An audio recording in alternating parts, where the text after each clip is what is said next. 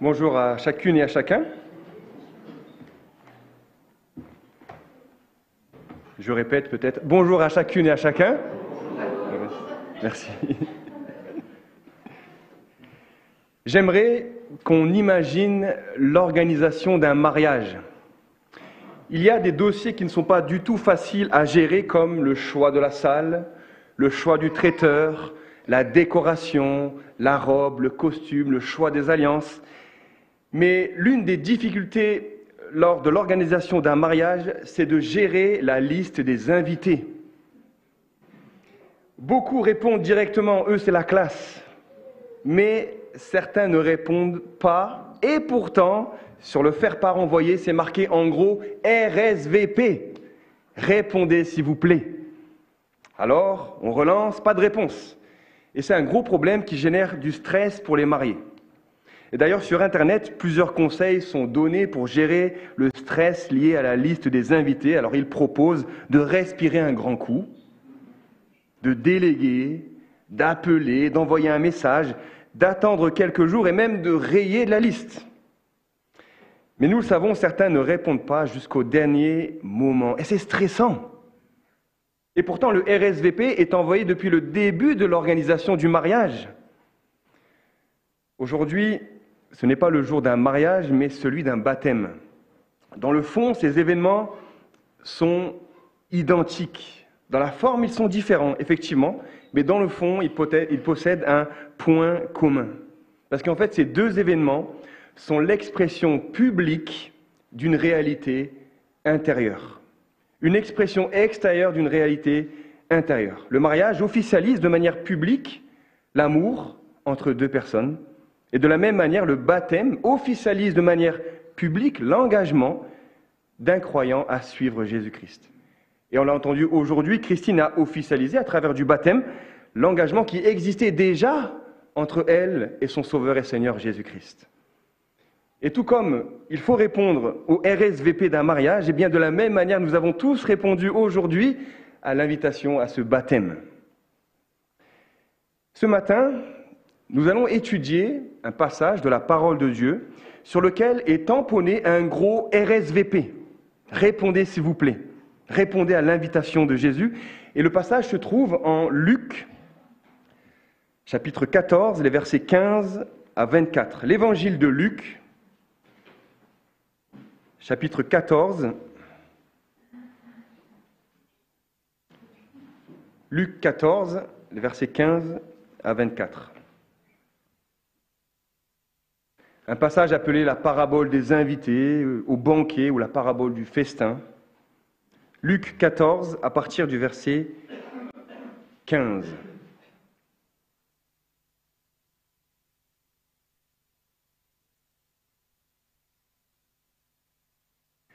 Un de ceux qui étaient à table, après avoir entendu ces paroles, dit à Jésus, « Heureux celui qui prendra son repas dans le royaume de Dieu. » Et Jésus lui répondit, un homme donna un grand repas et invita beaucoup de gens.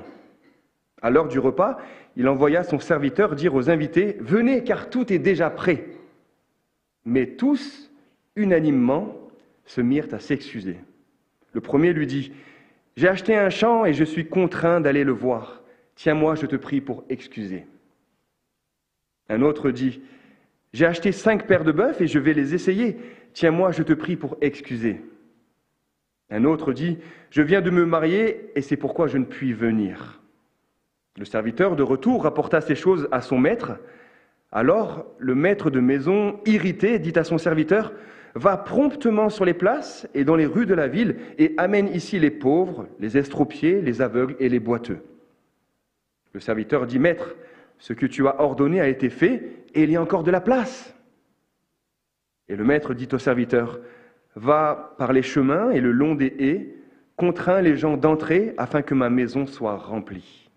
Car, je vous le dis, aucun de ces hommes qui avaient été invités ne goûtera de mon repas. » Jusqu'ici. Répondez à l'invitation de Jésus. C'est le message qui nous est laissé aujourd'hui, et c'est le même message que Jésus a laissé à ses auditeurs de l'époque. Et pour cela, Jésus raconte une illustration qui part d'une invitation envoyée, puis l'invitation est rejetée, et enfin l'invitation est élargie. On suivra donc ce plan, l'invitation envoyée, l'invitation rejetée et l'invitation élargie. Alors, découvrons ensemble cette invitation renvoyée. On va relire ensemble ces versets 15 à 17, c'est assez rapide. Je relis. Un de ceux qui étaient à table, après avoir entendu ces paroles, dit à Jésus, « Heureux celui qui prendra son repas dans le royaume de Dieu. » Et Jésus lui répondit, « Un homme donna un grand repas et invita beaucoup de gens. À l'heure du repas, il envoya son serviteur dire aux invités, « Venez, car tout est déjà prêt. » Voilà l'invitation envoyée. Nous sommes ici au milieu du ministère public de Jésus et son objectif est de chercher et sauver ceux qui sont perdus. On lit en Luc 19, verset 10, que le Fils de l'homme, Jésus-Christ, est venu chercher et sauver ceux qui étaient perdus. Notre récit se déroule au cours d'un repas.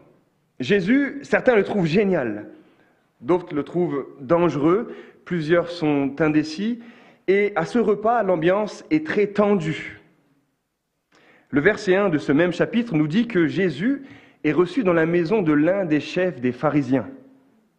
C'est l'équivalent d'un évêque, d'un député, un chef à la fois religieux et politique, et on est le jour du sabbat, c'est un jour sacré. Et à l'époque, ce genre d'invitation chez un des chefs des pharisiens, c'est un peu le festival de Cannes. Il y a des gens notables, tout le monde est présentable pour les photos, on s'observe beaucoup, on s'évalue en même temps. Et les notables de l'époque, ce sont les pharisiens et les docteurs de la loi. Eux, vraiment, c'est l'élite, les représentants de l'élite du peuple juif. Donc, ces notables se retrouvent dans la maison d'un chef le jour du sabbat. Et il y a un protocole très rigoureux, très sérieux. Alors, il faut imaginer que les tables sont positionnées en U, les tables sont basses, donc les gens sont allongés sur le coude, et les gens se placent du plus digne au moins digne. Mais rien n'est dit.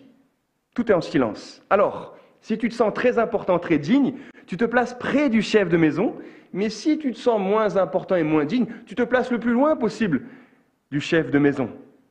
Il y avait donc une évaluation de dignité, un peu comme dans les soirées UP d'aujourd'hui où il y a des enjeux sociaux.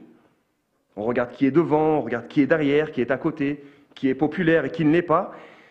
Et là, il y a un homme malade devant Jésus. Et ça, c'est vraiment l'intrus du décor. Cet homme malade, cet homme était hydropique dans l'histoire. Il fait de la rétention d'eau. Et Jésus va alors poser cette question. Est-il permis ou non de guérir le jour du sabbat? Et là, personne ne répond. Alors Jésus pose une seconde question. Si votre fils tombait dans un puits le jour du sabbat, n'iriez-vous pas le chercher? Et là, personne ne répond encore. En fait, avec ces questions, Jésus révèle la méchanceté du cœur de tous les invités. Alors imaginez l'ambiance à table, et ça empire. Parce que maintenant, Jésus va pointer du doigt l'orgueil des invités qui veulent la première place. Jésus va déclarer « Quiconque s'élève sera abaissé, et celui qui s'abaisse sera élevé. » Mais on voit ici que c'est pile poil ce que ne font pas ces invités. Ces gars, ils veulent la première place. Ils sont tous en quête de dignité, en quête d'estime. Et Jésus lâche cette bombe, quiconque s'élève sera abaissé. Et celui qui s'abaisse sera élevé. Alors imaginez une nouvelle fois l'ambiance. Ça devait être plombé. Et ce n'est pas fini. Jésus se tourne enfin vers le chef de maison et il le reprend sur son caractère élitiste. Ce chef n'ouvre sa maison qu'à des gens qui ne sont absolument pas dans le besoin. Et Jésus lui dit, « Lorsque tu donnes un festin, invite des pauvres, des estropiés, des boiteux et des aveugles. Invite des personnes qui sont dans le besoin et qui ne peuvent pas justement t'inviter en retour. » Vous imaginez l'ambiance? Ça devait être plombé de ces plombés. Et là, un des invités va rompre le silence, sûrement pour rassurer un peu ses amis qui sont à table. Et cet invité dit au verset 15, « Heureux celui qui prendra son repas dans le royaume de Dieu. » La formule ne laisse aucun doute sur son assurance, il sera de ce repas.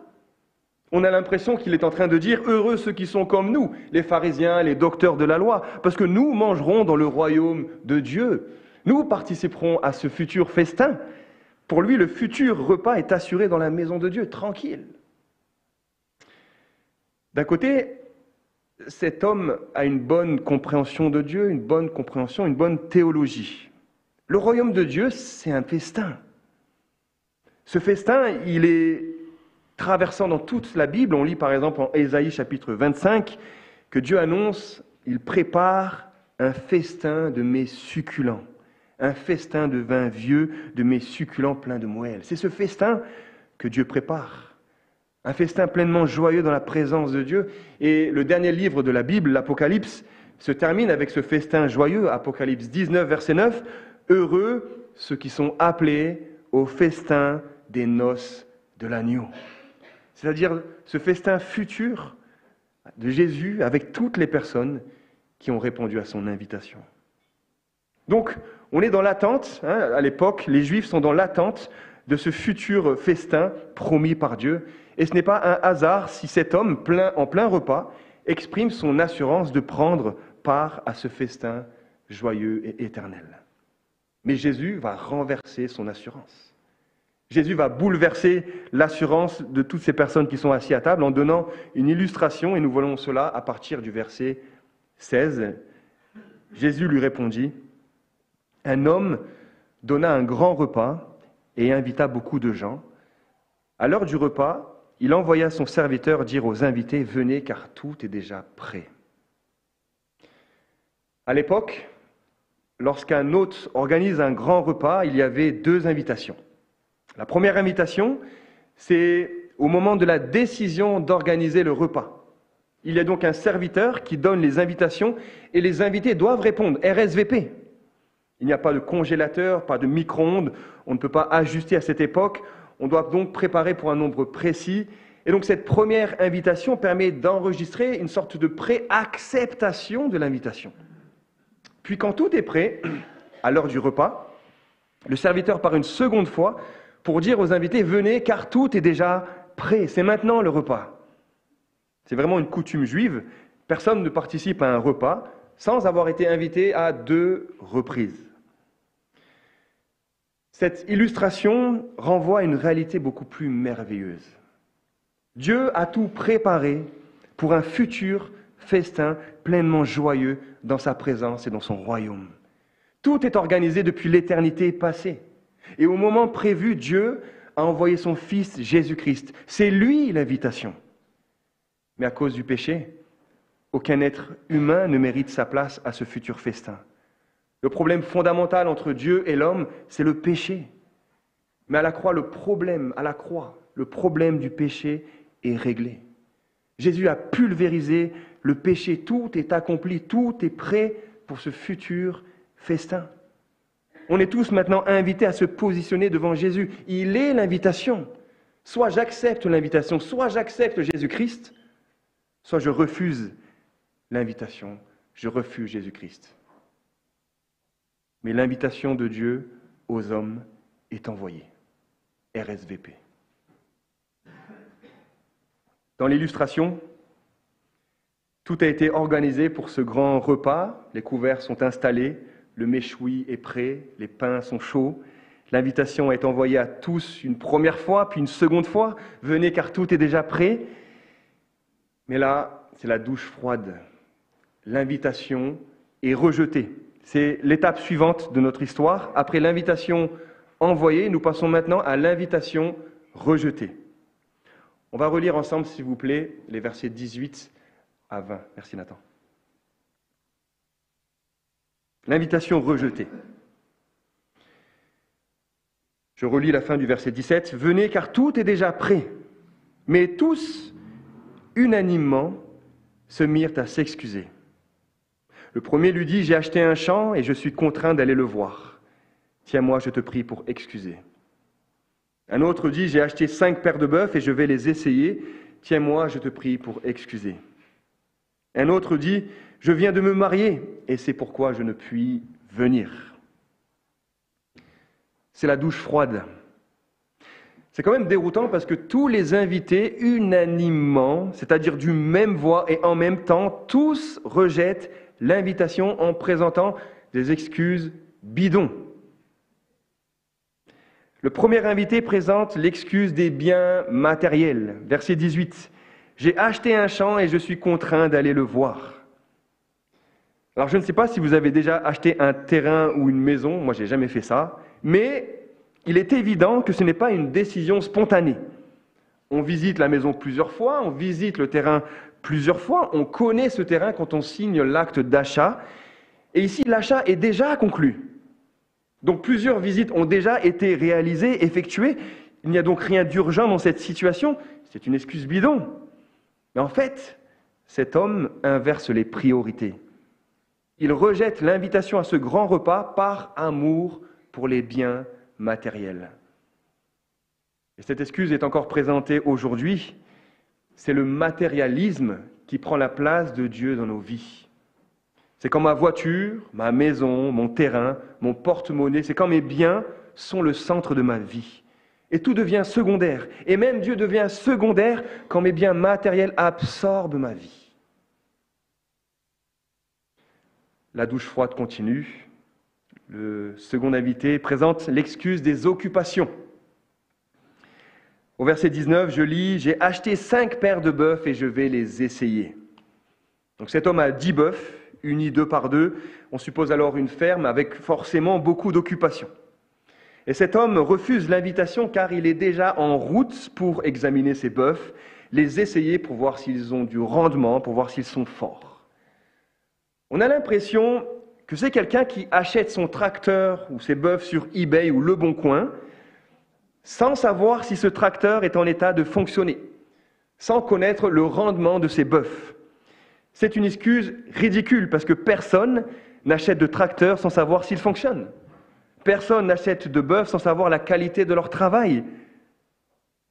En fait, les occupations de cet homme passent avant l'invitation à ce grand repas. Mais cette excuse est encore présentée de nos jours. On vit dans l'ère de la suroccupation. On vit à l'époque du calendrier surchargé. Nos journées n'ont jamais été aussi remplies. Ma carrière, mes désirs, mes centres d'intérêt, mes textos, mes mails, toutes les actualités sur mes réseaux sociaux. Et il y a encore tout le temps que je passe pour essayer de plaire à tout le monde. Finalement, mes occupations absorbent mon quotidien et ce que nous disons à Dieu, c'est « Attends, j'ai autre chose à faire ». Et souvent, même le chrétien n'a plus de place pour Dieu dans sa vie. Le calendrier est chargé. Quand nos occupations nous absorbent, nous mettons le Dieu Tout-Puissant dans une salle d'attente. Et cette excuse est une offense terrible au Dieu Tout-Puissant. La douche froide n'est pas encore finie, tenez-vous prêts. Le troisième invité présente l'excuse des affections. Les affections. Verset 20, « Je viens de me marier et c'est pourquoi je ne puis venir. » C'est peut-être l'excuse qui semble la plus légitime, la plus sérieuse. Parce que l'Ancien Testament prévoit que lorsqu'un homme sera nouvellement marié, il ne partira pas à l'armée. On ne lui imposera aucune charge, il sera exempté. Mais notons bien que le jeune marié est exempté, selon la loi, uniquement de service militaire. Donc dans notre histoire, il n'est pas question de partir à la guerre, il n'est pas question d'aller à l'armée, il est question de répondre à l'invitation pour un repas. Donc l'excuse maritale, qui semble être légitime, n'est absolument pas légitime dans notre contexte. C'est encore une excuse bidon.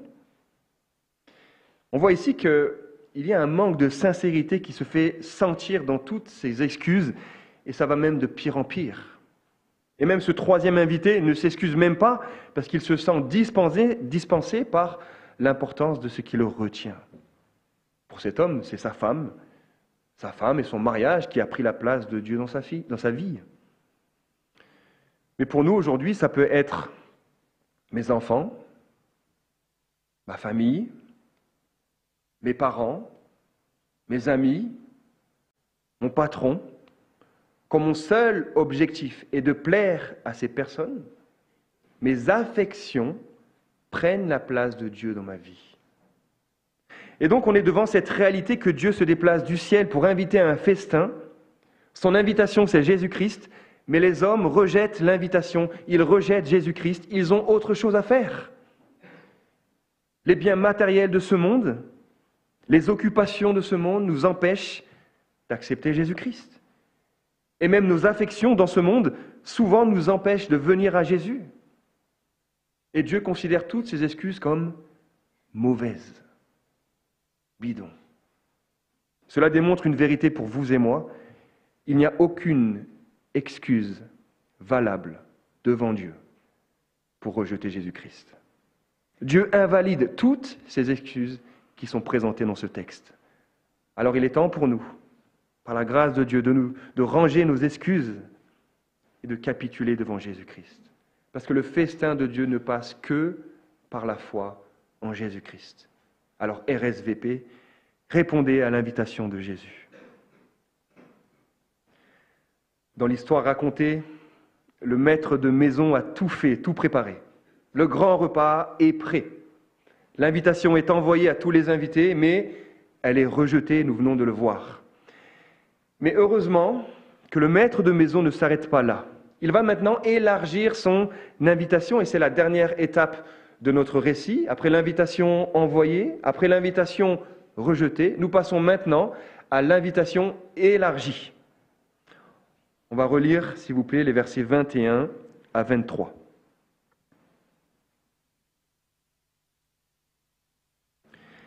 Le serviteur de retour rapporta ces choses à son maître. Alors le maître de maison, irrité, dit à son serviteur, « Va promptement sur les places et dans les rues de la ville et amène ici les pauvres, les estropiés, les aveugles et les boiteux. » Le serviteur dit, « Maître, ce que tu as ordonné a été fait et il y a encore de la place. » Et le maître dit au serviteur, « Va par les chemins et le long des haies, contrains les gens d'entrer afin que ma maison soit remplie. » En fait, la colère du maître de maison est compréhensible. Le repas est prêt, tout est prêt, mais les invités refusent de venir. Mais on voit ici que sa colère est remplacée promptement, rapidement, par sa bonté. Parce que l'objectif du maître de maison est de remplir la maison. Et il va le faire en élargissant son invitation. Mais imaginez une fois de plus l'ambiance à table. Jésus met vraiment les pieds dans le plat parce qu'il oppose l'étroitesse de ce chef des pharisiens, chez lequel il est invité, à la largesse de ce maître de maison dans cette illustration.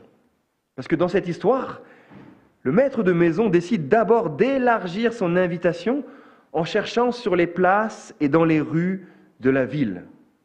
Ce sont donc des personnes qui font partie de la même ville que les premiers invités.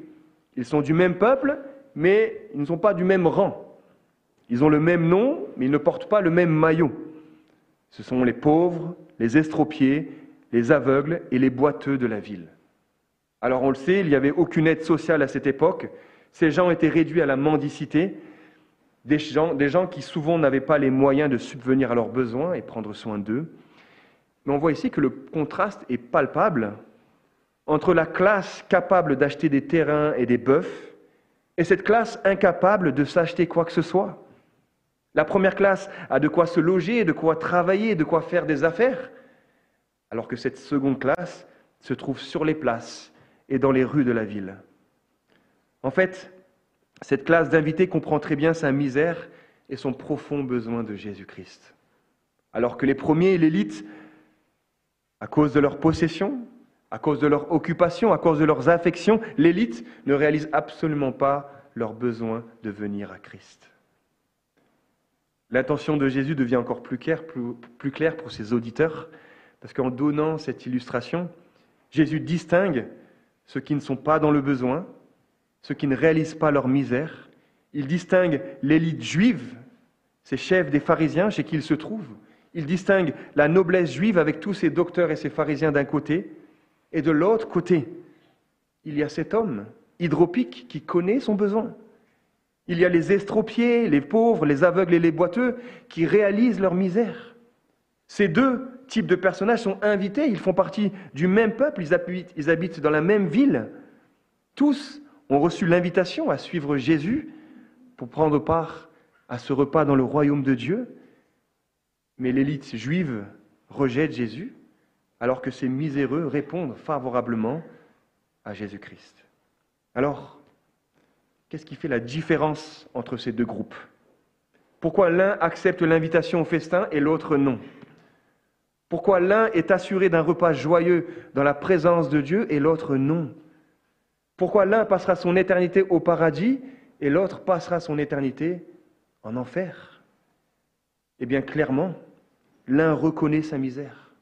L'un reconnaît son besoin d'être pardonné à cause de ses péchés. Et pour lui, Jésus-Christ devient le refuge de sa vie. Il se positionne pour Jésus-Christ et il répond favorablement à l'invitation. Il sera du repas au royaume de Dieu. Et rappelez-vous la mission de Jésus. Il est venu chercher et sauver ceux qui étaient perdus.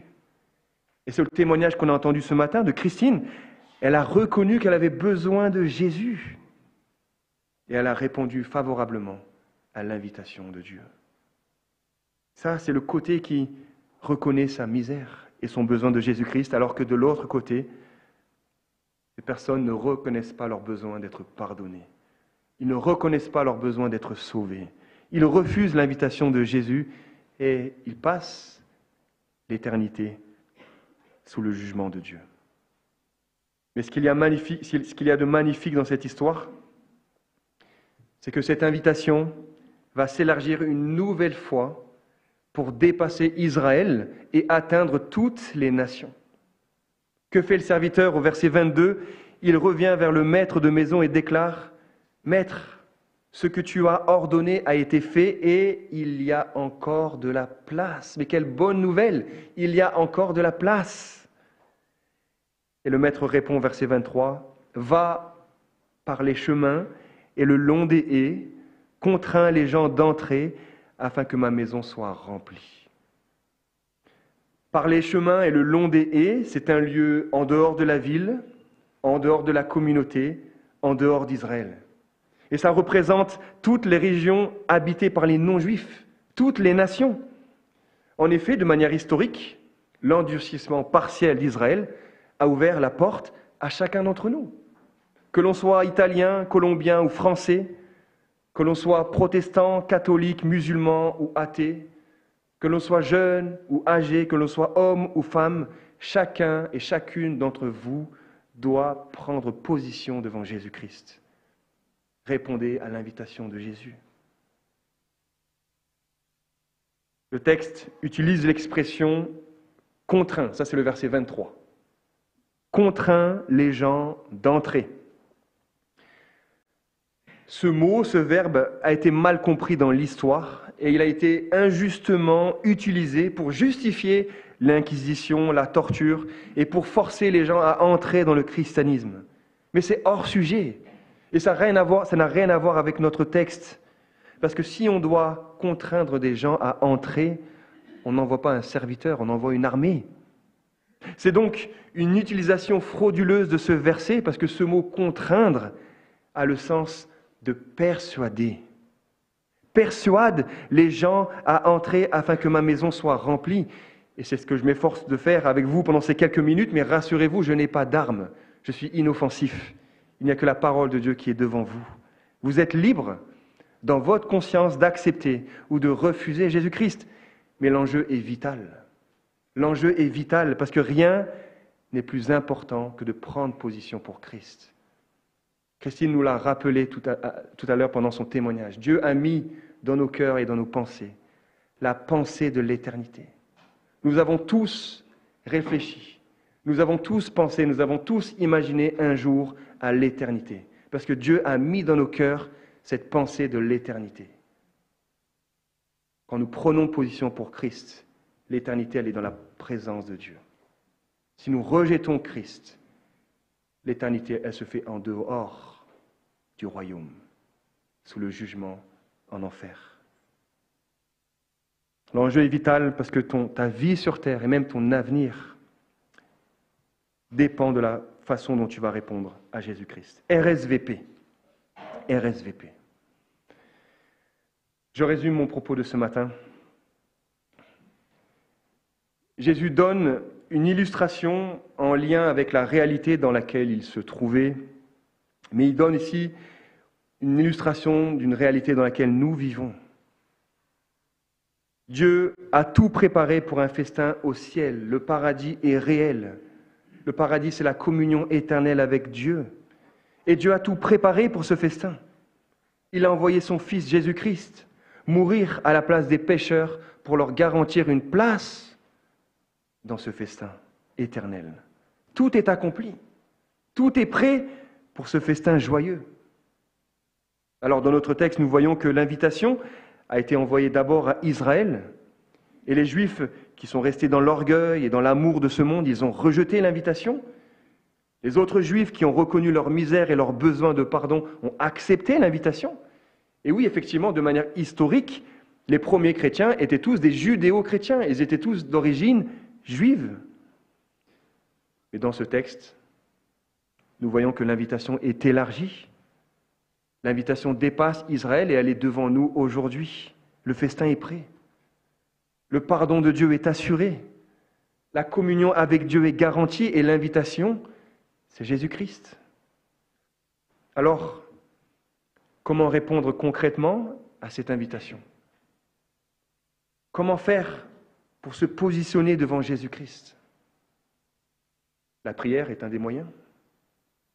La prière, c'est quand nous parlons à Dieu, secrètement, et c'est un moyen de répondre à l'invitation de Dieu en proclamant non pas notre grandeur ou notre mérite, mais en proclamant notre misère, notre pauvreté spirituelle et notre profond besoin d'être pardonné de nos péchés.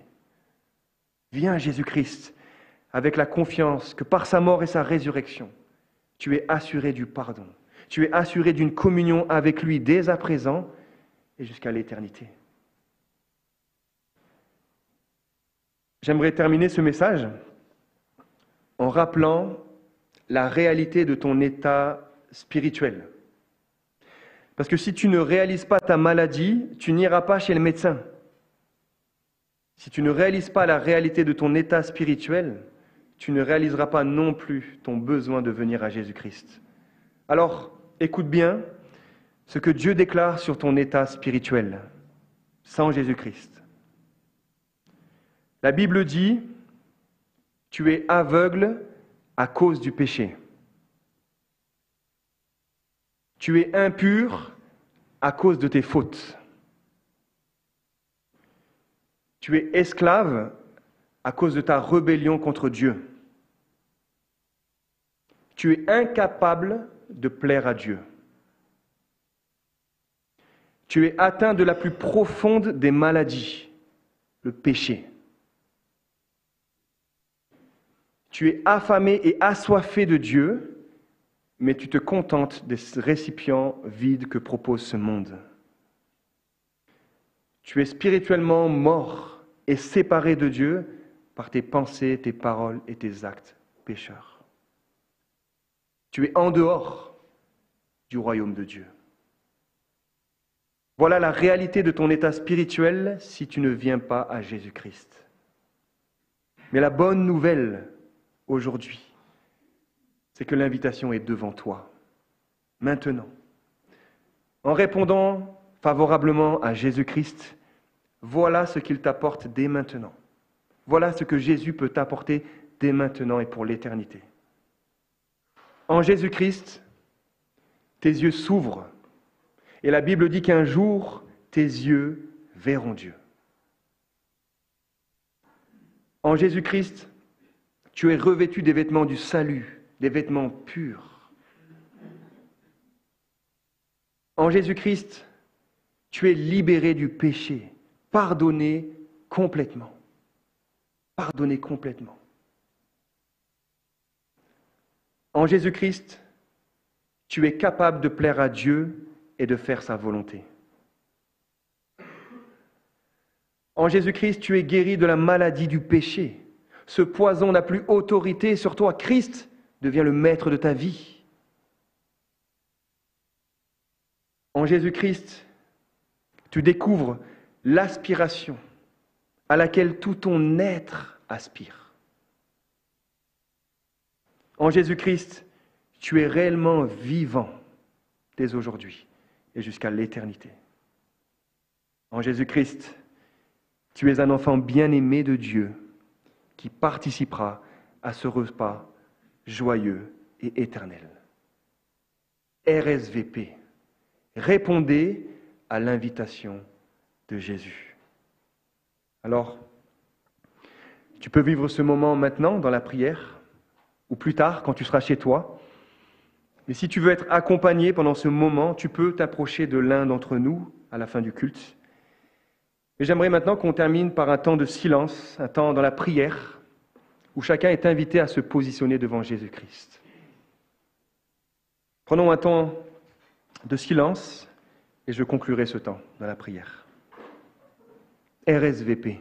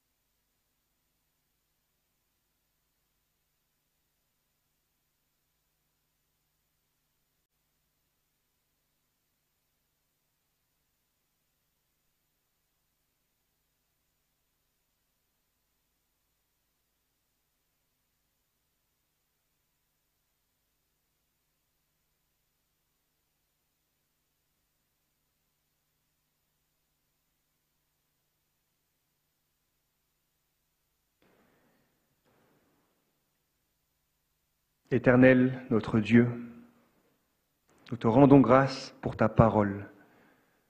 Nous te rendons grâce pour Jésus-Christ. Nous te rendons grâce parce qu'en lui se trouve le pardon. En lui se trouve la sécurité, le secours, le soutien, le moteur dont nous avons besoin.